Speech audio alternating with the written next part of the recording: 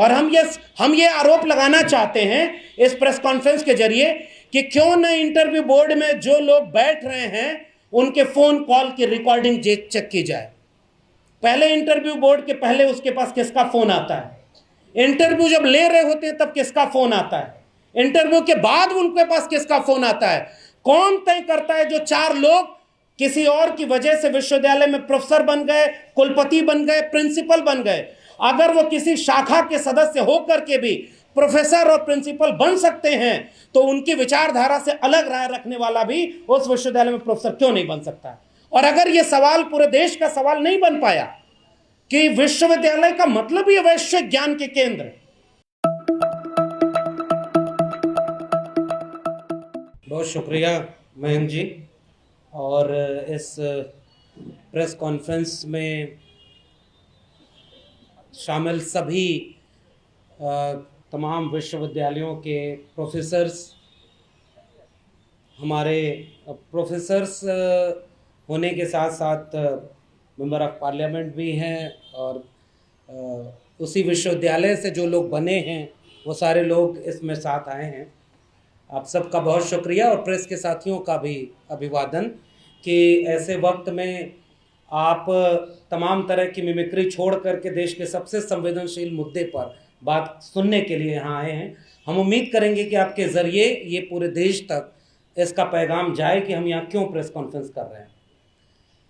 आज के वक्त में एक सस्पेंडेड मेंबर ऑफ पार्लियामेंट बैठे हैं और आज मैं आपके बीच में एक एक्सपर्ड असिस्टेंट प्रोफेसर यानी निष्कासित असिस्टेंट प्रोफेसर आपसे अपनी बात कहने आया हूँ। ये इस समय का माहौल है, इस देश का माहौल है। जिन्हें इस समय जो काम करना चाहिए वो काम नहीं कर रहे, और जिन्हें जो नहीं करना चाहिए वही वो काम कर रहे हैं। ऐसे वक्त में हम यहाँ क्यों आए? हम असल में इस देश की सबसे जरूरी सवाल, शिक्षा के सवाल पर पूरे देश का ध्यान आकर्षित करना चाह रहे हैं। और वो इसलिए करना चाह रहे हैं कि इस समय बहुत सारी बर्बादियां तो दिख रही हैं, लेकिन इस देश की सबसे बड़ी बर्बादी जो शैक्षणिक संस्थानों की हो रही है वो शायद इस देश के बाकी लोगों को नहीं दिख रही है, लेकिन हमें दिख रही है और हम उसकी बर्बादी के शिकार भी हो रहे हैं। और इसलिए हम ये प्रेस कॉन्फ्रेंस कर रहे हैं। हम इसके आखिर में फिर बात भी करेंगे कि इस प्रेस कॉन्फ्रेंस के बाद क्या होगा। फिलहाल मैं विश्वविद्यालय से निष्कासित किया गया और इसके पीछे क्या वजह है वो लिखित नहीं है, और जिन्हें हमारी जगह पर रखा गया उनकी मेरिट पब्लिक डोमेन में नहीं है। इस प्रेस कॉन्फ्रेंस से हम ये जानना चाहते हैं कि बतौर नागरिक या देश के बाकी लोग भी अगर इस बात से सहमत होंगे तो उन्हें भी ये जानने का हक है कि देश के केंद्रीय विश्वविद्यालयों में नियुक्ति प्रक्रिया ये कैसी है कि 4, 6, 10 लोग बैठ करके आखिर में निर्णय ले लेते हैं कि हम किसको नौकरी पर रख रहे हैं। और ये कोई सामान्य नौकरी नहीं है, ये एक विश्वविद्यालय के प्रोफेसर की नौकरी है, सेंट्रल यूनिवर्सिटी के प्रोफेसर की नौकरी है, और जो इस कदर भ्रष्टाचार में लिप्त है कि वो किसी को भी चुन चुन कर नौकरी से निकाल रहे और अपने विचारधारा के लोगों को, अपने पार्टी के कैडर के लोगों को, और जिनकी मेरिट बेहद खराब है उनको अपने अनुशंसाओं पर नौकरी दे रहे हैं। और अगर ऐसा होता रहा, जिसके शिकार मैं अकेला नहीं, मेरे जैसे दिल्ली विश्वविद्यालय के तकरीबन 1000 प्रोफेसर हुए हैं, जो कोई 4 साल पढ़ाया तो कोई 14 साल पढ़ाया, कोई 20 साल पढ़ाया, और 24 साल भी पढ़ाने वाले लोग नौकरी से निकाल दिए गए। तो जो नियम कायदा बना है उसके शिकार तो वो लोग भी हुए जो कुछ नहीं करते थे, जिनकी मेरिट नहीं चेक की जाती। दिल्ली विश्वविद्यालय और देश के तमाम विश्वविद्यालयों में 1 मिनट, 1.5 मिनट, 2 मिनट के इंटरव्यू होते, जिनमें कायदे से 2 सवाल भी नहीं पूछे जा सकते, लेकिन उस पर आपकी पूरी किस्मत का फैसला किया जाएगा। एकेडमिक मेरिट का कोई मतलब नहीं। बिहार सरकार में असिस्टेंट प्रोफेसर की नियुक्ति होती है तो 100 नंबर में से 85 नंबर एकेडमिक होते हैं जो लास्ट मेरिट में जुड़ते हैं। 15 नंबर का इंटरव्यू होता है। इंटरव्यू बोर्ड के सामने इंटरव्यू देने कौन आया इसकी कोई पहचान सार्वजनिक नहीं होती, और हमारे यहाँ चुन के रखा जाता है कि आजकल सुन रहे हैं दिल्ली विश्वविद्यालय में पर्चियां चल रही हैं। अगर एक रंग की पर्ची है तो इसका मतलब ये कि ये दूसरे रास्ते आए हैं, दूसरे रंग की पर्ची है तो दूसरे रास्ते आए। इसलिए हमने जो प्रेस विज्ञप्ति में मांग बनाई है, पहली ही बात है कि देश के विश्वविद्यालयों पर एक सरकारी विचारधारा का हमला हो रहा है और जो लोग उस विचारधारा से असहमत हैं उनको विश्वविद्यालयों से बेदखल किया जा रहा है। एक तरफ वो प्रोसेस फॉलो कर रहे हैं तो हमारे जैसे हजारों लोगों को बेदखल कर रहे हैं, और दूसरी तरफ जब वो अनैतिक होते हैं तो हमारी साथी डॉक्टर रितु की तरह झूठे आरोप लगाकर, गलत तरह के दस्तावेज लगाकर उन्हें बेदखल कर देते हैं। विश्वविद्यालय आज के तारीख में यहां पहुंचे हैं, अमृतकाल चल रहा है और विश्वविद्यालयों का ये हाल है। हम दूसरी मांग अपने प्रेस कॉन्फ्रेंस में, इस प्रेस विज्ञप्ति में रखना चाह रहे हैं कि जो नियुक्ति प्रक्रिया है बेहद घटिया है, भ्रष्टाचारी है और भेदभावकारी है। इसलिए हम इस तरह की तमाम चीजों के ऊपर गहरे सवाल खड़ा करना चाहते हैं। यह नियुक्ति प्रक्रिया बेहद कम मेरिट वाले लोगों को, मिसाल के तौर पर मैंने बाद में यह कहना शुरू किया कि मेरी मेरिट में एपीआई स्कोर 96 है। कुछ ऐसे भी लोग होंगे जिनका 98 होगा, 100 होगा, उनको निकाल करके 50 एपीआई, 52 एपीआई वाले किसी अपने प्रोफेसर के रिश्तेदार को, किसी पार्टी के कैडर को ये दिल्ली विश्वविद्यालय में अगर नौकरी दी जा रही है तो इसके दो सवाल हैं कि अगर नौकरी दी जाती है तो वो हमारी मेरिट चेक कर दी जाती है या हमारी विचारधारा देख कर दी जाती है। हम इस देश के नागरिकों की तरफ से ये सवाल देश की सरकार से पूछना चाहते हैं। और दूसरी बात, अगर मेरिट देख करके नौकरी दी जा रही है तो वो जो कम मेरिट के लोगों को असिस्टेंट प्रोफेसर आप यूनिवर्सिटीज में बना रहे हैं, आप लाखों बच्चों का भविष्य अंधकार में ढकेल रहे हैं।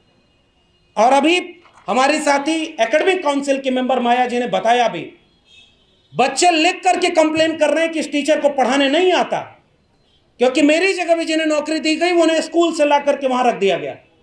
तो वो किसके लिए विश्वविद्यालय बर्बाद किए जा रहे हैं? जो बच्चे वहां पढ़ रहे हैं। और उसके बाद हमने ये सवाल उठाया कि तमाम तरह के भेदभाव किए जा रहे हैं, पाठ्यक्रम बदले जा रहे हैं। न्यू एजुकेशन पॉलिसी कहती है कि 40% सिलेबस ऑनलाइन मोड में चला जाएगा। उसके बाद वो कह रहे हैं कि स्वयं ऐप के बाद हेफा बनेगा, लोन लेकर के आप पढ़ाई करेंगे। अगर आपकी जेब में पैसा है तो पढ़ाई कर सकते हैं। बाजार में बिकने वाले सिलेबस बनाए जा रहे हैं, एक विचारधारा के आधार पर वो सारी चीजें की जा रही है। इसलिए हम इस मांग को उठाना चाहते हैं। 90 के बाद ये आखिरी बात कहूंगा, चूंकि बाकी बहुत सारे लोग मेंबर ऑफ पार्लियामेंट हमारे बीच में हैं, विश्वविद्यालयों से जुड़े हुए लोग हैं। बहुत ज्यादा बातें न कह करके आखिरी बात, पूरे देश में शिक्षा व्यवस्था चौपट हो रही है और अगर हम शिक्षा व्यवस्था के लाभ लेने वाले लोग आज उचित समय पर देश के सामने प्रेस कॉन्फ्रेंस करके ये नहीं बताए कि आपके विश्वविद्यालय में एक प्रोफेसर, उसको जाति के नाम पर प्रताड़ित किया जा रहा है, उसको मेरिट के नाम पर उसको बाहर किया जा रहा है, भ्रष्टाचार से शिकार लोगों को वहां पर नौकरी दी जा रही है, तमाम तरह के कम मेरिट वाले लोगों को प्रोफेसर बनाया जा रहा है, और ये पूरा का पूरा विश्वविद्यालय जिसमें 90 के बाद पहली बार तो देश के वंचित शोषित बच्चे विश्वविद्यालय की दहलीज तक पहुंचे, पहली बार वो व्यवस्थित तौर पर प्रोफेसर बनने वाले हैं, तो झंडे वाला अंक से जो मेरिट आ रही है वो इस विश्वविद्यालय को कहां छोड़ेगी। और हम ये आरोप लगाना चाहते हैं इस प्रेस कॉन्फ्रेंस के जरिए कि क्यों न इंटरव्यू बोर्ड में जो लोग बैठ रहे हैं उनके फोन कॉल की रिकॉर्डिंग चेक की जाए। पहले इंटरव्यू बोर्ड के पहले उसके पास किसका फोन आता है, इंटरव्यू जब ले रहे होते हैं तब किसका फोन आता है, इंटरव्यू के बाद उनके पास किसका फोन आता है, कौन तय करता है जो 4 लोग किसी और की वजह से विश्वविद्यालय में प्रोफेसर बन गए, कुलपति बन गए, प्रिंसिपल बन गए, अगर वो किसी शाखा के सदस्य होकर के भी प्रोफेसर और प्रिंसिपल बन सकते हैं तो उनकी विचारधारा से अलग राय रखने वाला भी उस विश्वविद्यालय में प्रोफेसर क्यों नहीं बन सकता। और अगर ये सवाल पूरे देश का सवाल नहीं बन पाया कि विश्वविद्यालय का मतलब ही वैश्विक ज्ञान के केंद्र, और यहां पर तो ग्लोबल नॉलेज की बात की जाती है, और उन विश्वविद्यालयों को एक विचारधारा और एक सरकार में अगर महदूद कर दिया तो 90 के बाद जो ये पहली पीढ़ी के वंचित शोषित गरीब कमजोर के बच्चे विश्वविद्यालयों की खेत खलिहान से निकलकर मजदूरी किसानी से कर यहां तक पहुंचे हैं, अब उनके लिए एक बर्बाद विश्वविद्यालय खंडहर बन के इंतजार करेंगे। अगर आपकी जेब में पैसा है तब इसको आप पढ़ सकेंगे। इसलिए इस प्रेस कॉन्फ्रेंस का मकसद ये है कि अगर इस देश के नागरिक हमारी बातों से सहमत होते हैं और शिक्षा और स्कूल कॉलेज विश्वविद्यालय की बर्बादी को देख पा रहे हैं, तो आज से हम शिक्षा बचाओ संविधान बचाओ मुहिम जैसा तमाम सवालों को एक करके देश भर की शिक्षा व्यवस्था पर एक देश को जागरूक करना चाहते हैं कि इस विश्वविद्यालयों को बचाइए जिन्होंने हम जैसे लोगों को तैयार किया है। हमने विश्वविद्यालय में पढ़ करके यहाँ तक पहुँचने का सफ़र तय किया, लेकिन अब ये सीढ़ी तोड़ी जा रही है जिस पर चढ़ करके हम यहाँ आए। इसलिए हमारा फ़र्ज़ है कि उस तोड़ी जा रही सीढ़ी के खिलाफ बोलें और ये आवाज़ उठाएं। और हम चाहते हैं कि इस पूरी प्रेस कॉन्फ्रेंस के बाद इस देश में इस पर विचार हो कि आगे का सफ़र कैसे तय करना है। आपने मुझे सुना, बहुत बहुत धन्यवाद।